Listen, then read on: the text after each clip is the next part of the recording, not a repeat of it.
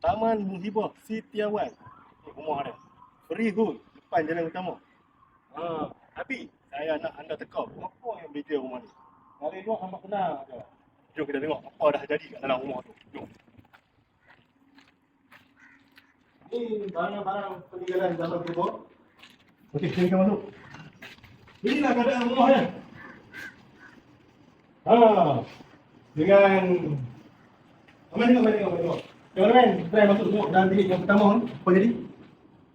Ni bilik yang pertama lah. Inilah dia punya condition dia.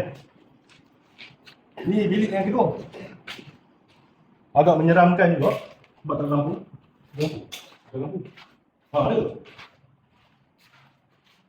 Ni yang owner ni buat renovation tapi tak habis lah. Nanti kita visit yang sebenarnya kita ke dapur dulu. Ni dapur rumah ni. Inilah dapur rumah ni.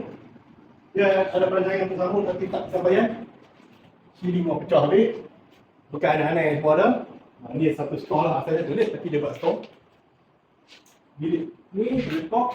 Okey, sini ni ruang tambahan. Dia perancangan dia nak tambah rumah tapi tahu jalan je lah. Ni. Ni dapur.